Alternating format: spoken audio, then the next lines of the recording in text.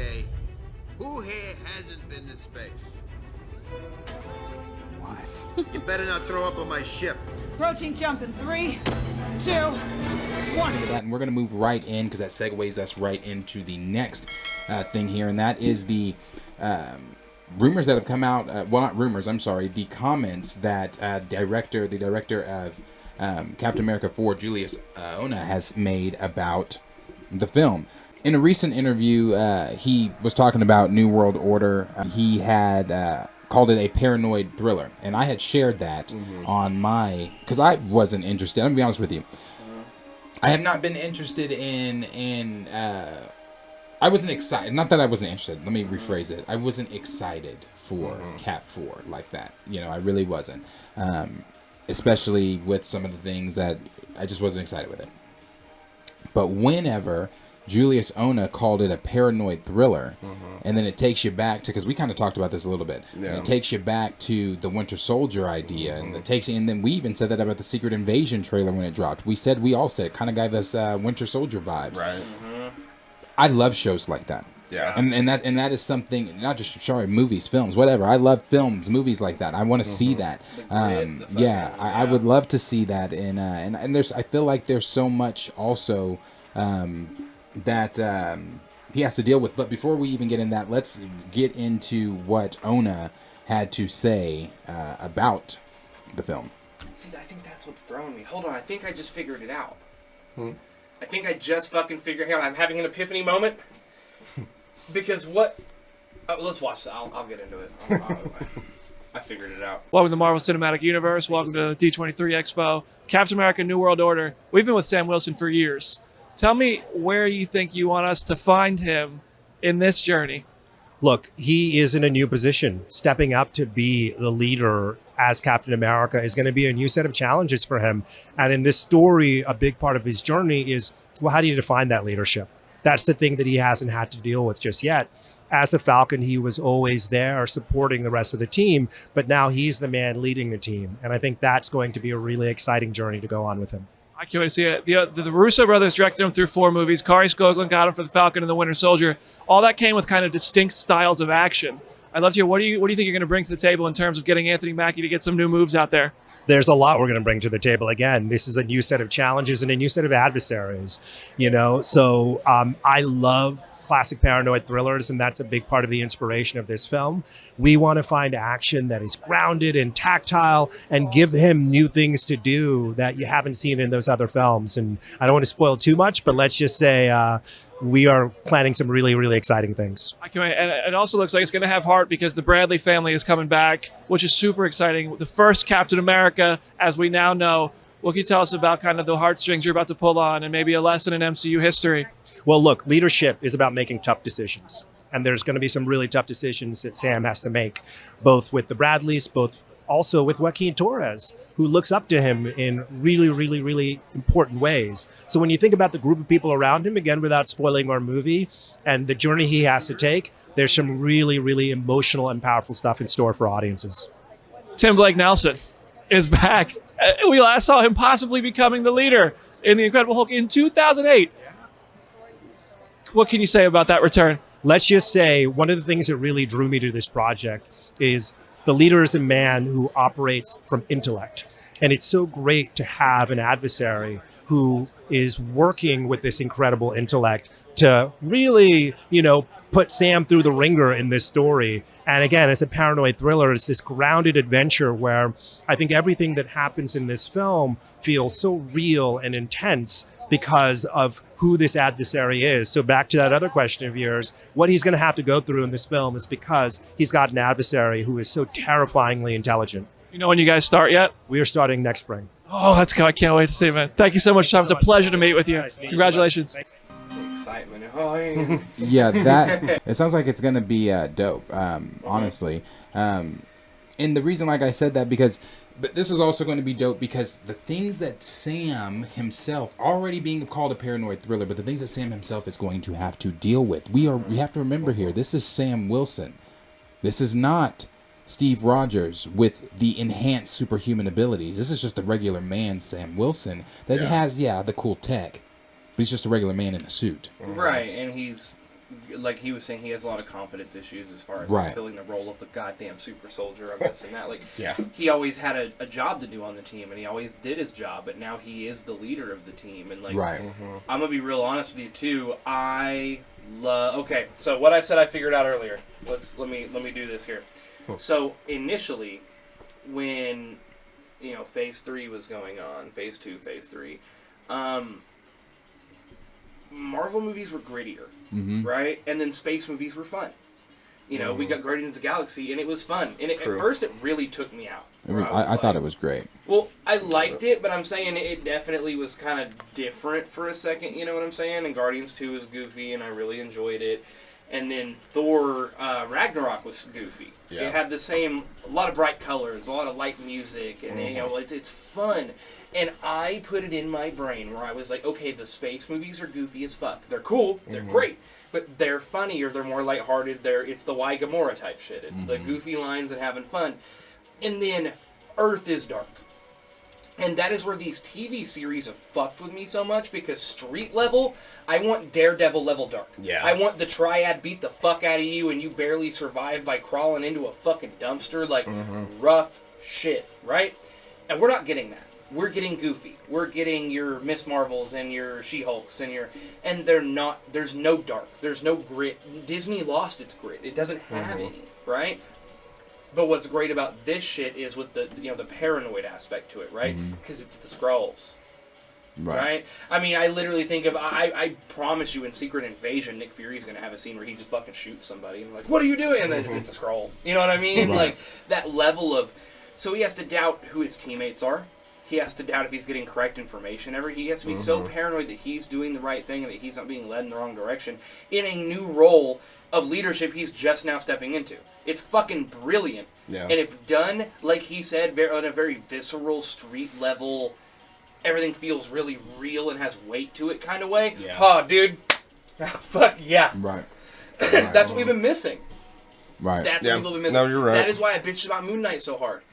It wasn't just the violence or the gore. It was like, this needs to be dark. Of all characters, yeah, that Of one all should have been characters, done to like make Daredevil this like the was. Punisher and Daredevil. Yeah. I'll always go back to that scene in Daredevil in the prison where Punisher has to fight all the dudes in the hallway, and he's Sick. just So sick. stabbing people and shit, and it's like that street level, because he's not a hero that can go "Whoa," and everyone in a hallway get blown away. Right. He's a man, right? And yeah. he's just he's human, Right. and Like Sam, yeah. like Sam is, where Right. Sam is not Cap, Right. but he's going up against a threat that Cap's never even had to face, Right. Right. And the leader. Right. and the leader, yeah. Right. Kellen, your thoughts on that? On what Onah said? Yeah, yeah, it's just sounds like it's gonna be what Trey was saying, what we've been missing, basically. Get us back to it, because like we've been saying, like with the Marvel shows, take them for what they are, but we do at the same time, we want to return back to that grittiness, that seriousness, to where it's not just all a joke. Right. It's not everything's a joke. It's like, no, this is like, the consequence of some of these things have to do with the Earth, and in Quantumania it's going to be even more than that. Right. It's just it's like if we think about like the news, like if like shit like Ukraine and Russia's going on, like that serious shit, and then expand it to like the globe, that it's serious what's going on. Right. So I'm just excited for it, because like we've talked about, I love why am I blanking on it? Cap. Yeah, the Winter Soldier. I love Winter Soldier. Just, it's a good movie on its own, apart from being a comic book movie. And to return to that, and to see that, and also with what's going to be going on with Sam, like he was talking about going from being the backup, being on your left, to now he's the one calling the shots. Right. Now he's the one leading it. With Torres, like he says, he's got Torres as Falcon looking up to him now. So that should be fun. Like the fact that all that is going to be going on, and he's having to juggle all that, and then, we're going to get into the history of the super soldier serum more with what was his name? Is it Julius? Yeah, Isaiah. Yeah, Isaiah, and the Bradleys. Yeah, and so like we're getting all that. That's going to be fun, and I I think add like a lot of dynamism to the whole movie. Yeah. And on top of it, we're returning back to that grittiness and that, you know, edge of our seat type Marvel movie. This I is was a just about to cap say that. that I could fuck with too. Because I've addressed it before on this channel that I'm not a Captain America fan, right? And part of it is because you're a fucking walking super soldier. You're the good old boy. You're the you know what I'm saying? This Boy a Scout. captain of the Boy Scout, right? This a cap that I get to see grow into the role, right? Who has to deal with people looking up to him and am I making the right calls and watching him struggle. And then when he finally comes out as Cap, you know what I'm saying? Fully like, let's go, Avengers assemble, let's get, and he's confident in the role. I'll be like, fuck, yes, because he wasn't. I like watching the struggle and development. I don't like it, oh, you're Cap because you're perfect because they put a drug in you that made you that way. Fuck that. But this, I could totally get behind it. Right. And, I want to see him fail for most of this movie. I really do. And to touch on that, what you just said there, and to touch on what you said about being on the edge of your seat, that's something I love about a paranoid type film where we are on the edge of the seat as the audience and the main character. Our main character is also on edge with people breathing down his neck and being paranoid, but also it puts you in the mind of the protagonist. It puts you in the mind of, you know, like the leader. It's going to put us in the seat of what the leader's thinking of, you know, him being the thrilling aspect that's paranoid. That's one of the aspects. I'm saying that's one of the aspects because like you said, you want to see him grow. You know, Sam is also going to be stepping into very big shoes here. He's going to be stepping into very big shoes, trying to fill shoes of Steve Rogers, and he is stepping into, and he's stepping into it not as a blonde-haired, blue-eyed superhuman. He's stepping into it as a black man donning the stars and stripes, and I think that has to be an element that cannot be glossed over in this film or ignored. I think that has to be something we see Sam dealing with, and that, you know, they brought that up in Falcon and the Winter That's what I said. That's what I said. Yeah. That's something I loved about. I was just about to say that. Something I loved about Falcon and Winter Soldier. You know, even in Falcon and Winter Soldier, Sam being involved in Ultron, Sam being within the Age of Ultron, helping stop Ultron, Sam being, even though that the Avengers were looked at the way that they were looked at by some for the Sokovia, what happened to Sokovia and everything like that, but Sam ultimately helped save the universe from Thanos. And then you fast forward to Falcon and Winter Soldier, and him being a hero, him being the new Captain America, him being, you know, always on Steve's left, he can't even get a bank loan. As a black man donning the stars and stripes, he can't even get a bank loan. So, and then you see that altercation between him and Bucky. Hey, buddy. Something that, again, I said that I love that scene, and when they are arguing, and then the police, the two police officers come up to them and say, you know, hey, is this man bothering you? Talking to Bucky, asking, is this man bothering you? And Bucky's like, do you know who this is? And then he's like, oh, Falcon. I didn't, you know, or whatever. I forget. Did they call him Falcon at that point? Yeah, Falcon. I think so, yeah. You know, again, dealing with that, because a lot of people, I really hope they play on this more. A lot of people in the MCU, and they need to do it. Because they've been so real, even in She-Hulk. They've been real with the influencer aspect of Titania and the real aspects of that, because we've seen that is what influencers do. That is what they do. They have these little, like Kylie Jenner. That is definitely what she does. That is some Kylie Jenner ass shit, and they've emulated that. So I hope that they emulate that, because there needs to be people in the MCU or 616 that are like, I don't want this black man donning, you know, stripes. I don't want, you know, I don't want a. That's not my, because we see it online on Twitter. That's not my Captain America. Captain America. Even during Falcon and Winter Soldier, there were so many people that were missing the point of what that show was trying to get across with the rewrites and everything they had to struggle with COVID. Well, I think it's interesting to see him specifically donning the shield of Captain America for the fact that, imagine you're in the military, right?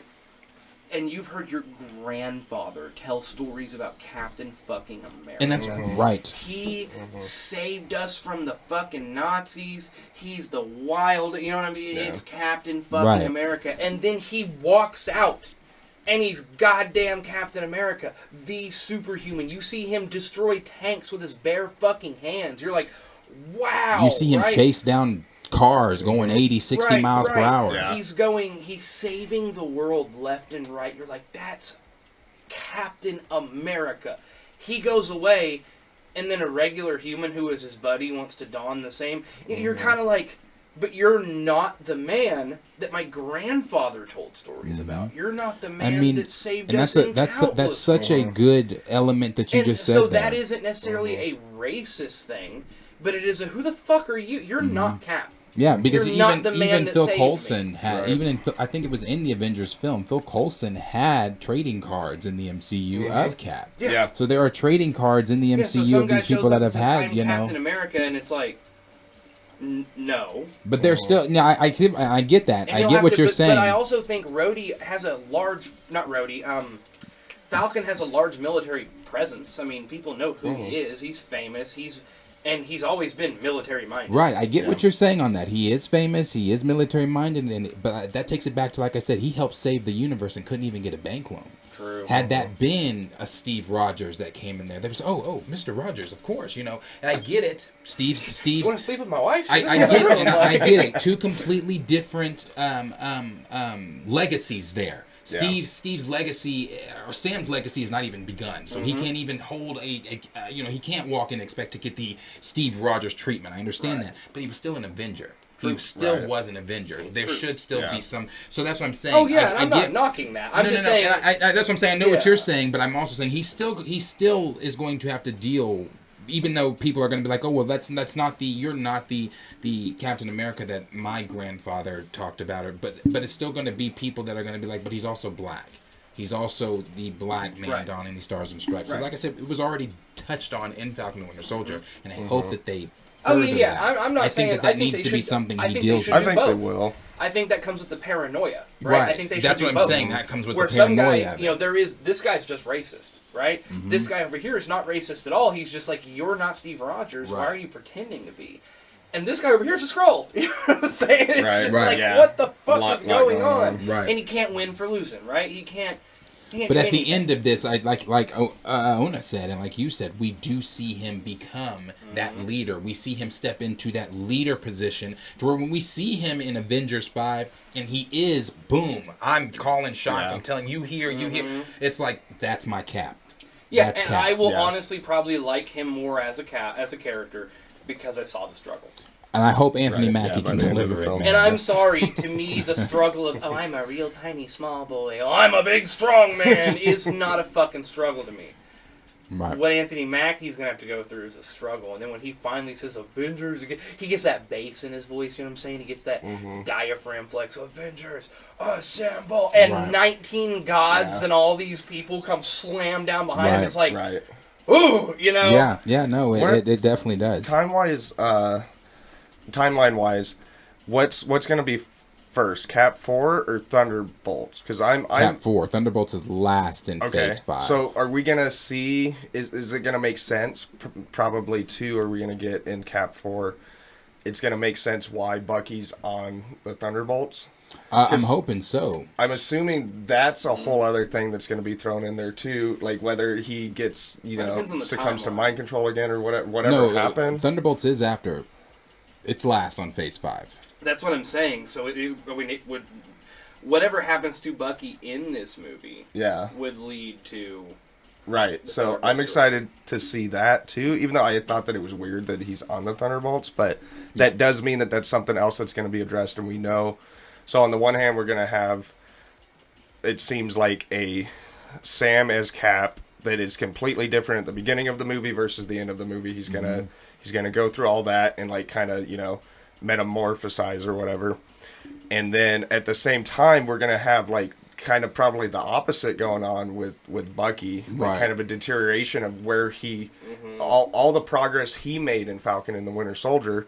Well, apparently he's gonna end up on the Thunderbolt, so apparently that's all going down the drain. Right. Well, and on top of that, Sam doesn't know Bucky like Steve did. Right. Yeah. Sam doesn't have that bond. That's not his best friend. I mean, they are, together and this and that, but it's like, what would Sam react if he got awakened again? If he got active again? Right. Well, if they activated fucking the Winter Soldier, what does he do? I mean, it's his friend, sure, but it's not the same as... Cap was literally like, I will burn this whole country to the ground. I mean, Tony sees on camera, the Winter Yeah. Soldier killing his parents, and Steve's still like, no. Yeah. No. Yeah. That's why I was so Team Tony, man. Yeah. I was Dude, me like, too. kick his ass. Yeah. Kick When it- he's like, when- it was my mom. yeah, Yeah. like It's my bro, mom, bitch. that's what I'm saying. Like when they were fighting, and Yeah. he said Friday analyzed his fight pattern, and she Yeah. got it, and he's like, Yeah. let's kick his ass. I was like, kick his fucking ass, I was so pro. his Yeah, ass. yeah. Right. But Yeah. see, what we just talked about there, I just want to highlight that for 1 second before we move on or do whatever the case might be. We're talking about, in that movie where Captain America goes rogue to save Bucky, and then we watch Bucky murder Tony Stark's parents, and they all fucking fight to damn near the death. Brilliant, right? That is the grittiness that was Yes. Uh-huh. pre-Endgame Avengers. Yeah. Pre-Endgame That was Marvel. also Russo's. It was the Russo Yeah, brothers, I yeah, know, those but I'm Russo just saying, brothers, man, they that is did what us I mean right. by the level of serious tone, real shit's happening, right? Right. Yeah. But at the same time, any scene other than that one, where you have Captain and Tony in the same room, you're giggling the whole fucking Yeah. time. Because there Yeah. was humor, it just wasn't slapstick humor. But you know, That's Yes, the thing. I feel like yes, this it's Marvel humor more lately clever. makes me feel stupid. It makes you. It's almost like, do you think I'm stupid? Do you think I can't get to a complex joke? Do you think I Right. can't get subtle humor? Right. Do you think I can't get dark humor? Does Right. it have to be just in my face? Like, it doesn't have to be that way. You said Steve and Tony in the same room was laughs and giggles. Another serious scene with Steve and Tony that I love. I think it's one of my favorite. I have a couple favorite scenes. Yes, Is that the one? In That was in ad-lib, in too. in Endgame when he was like when they were having that conversation and he was like, how do we beat him? He's like, there's no beating him. He was like, he's unstoppable. He's this and he's that.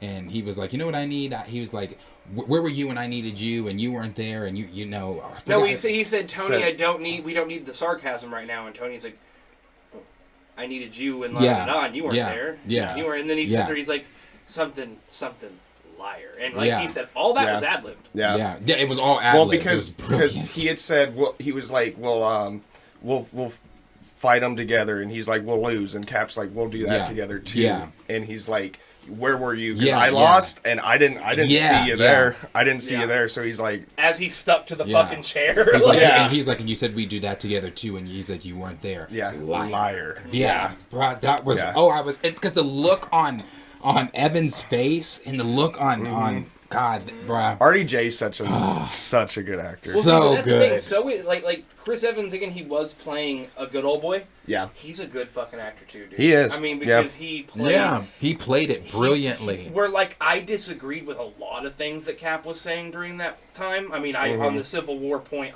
Yeah, I was so especially in Team the Tony. comics, it was between they make it a deal of both sides have points, right? And you Yeah. will side with one or the other. I was much more on Team Iron Man. Oh, I always have been. but, like- even in the comics. He played such a convincing Cap, you Yeah. know, such a convincing, and he always had the moral high ground like a douchebag, but didn't seem like a douchebag. He just seemed like he Right. was like, this is what's, it's common sense. This is what's right. This is what we have Right. to do. And Tony be like, no, you fucking idiot. Like it was such a, I miss them. Yeah, I do too. Yeah. I miss do them too. a lot in the I do too. dynamic, but also like, it started back in Avengers 1. You know, what are you without the suit? Billionaire, playboy. Yeah. It's like, Yeah. like their little Love that. cattiness Yeah, I started loved back it, too. then. It's one of the best lines in And they all just of the developed MCU. it. So that's where I'll give Marvel credit. Yeah, They gotta meet. Some of these characters gotta meet. yeah. Some of these characters definitely They have haven't to even meet. fucking met They yet, have so to- I can't Yeah. hold them to that. They have to Right. fucking meet, and you and know. then there's the rumor of while we're still on this topic, there's the rumor when talking about this paranoid thriller and leader and all that. And there's Yeah, the I was just rumor about to of touch Moon on Knight. that. Well, no, that's a different. I don't know if that's for this. That's why I didn't bring up Moon Knight in this one. I'm not sure if that's for this. I need to double check on some of those things with Moon Knight, especially with Feige dropping the news he dropped at D23. So I need to double check on some of that. But with the leader, with Tim Blake Nelson coming back as the leader, that is an interesting element because you are now taking Cap, like he said, brand new Cap, but his adversary is intelligent as fuck and is going to be outmaneuvering you on every single playing field. You're going to have to outthink this man on every You're single gonna do level. This, I'm gonna do this. You're gonna do Exactly. Which is Some perfect for a Creed brand paranoid shit. thriller. That's what I'm saying. That's It's perfect. great. It's Yeah. perfect, and I think, but we've also heard now. These are rumors again. Now we're entering rumor territory now. So with these, we've also heard that there are going to be multiple Hulks in the film. We've heard that there's going to be Red She-Hulk. We've heard that She-Hulk herself is going to be in it. I don't know if Hulk is going to be in it, but we've heard so there are going to be multiple Hulks in the film. I mean, the leader is obviously synonymous with the Hulk, but if these rumors are true and there are multiple Hulks in the film, and you've got, I don't know. I feel like before I heard Onah explain what was going on, how it's a paranoid thriller, I was more so believing the rumors of the multiple Hulks. But after you have him explain it the way he explained it, how do you throw in the Hulk? It seems like it'd be right. cluttered. Well, but it also seems like, okay, we don't need a Sam Wilson Cap to handle this. We have the Hulk. I mean, he doesn't have the superhero, the superhuman serum.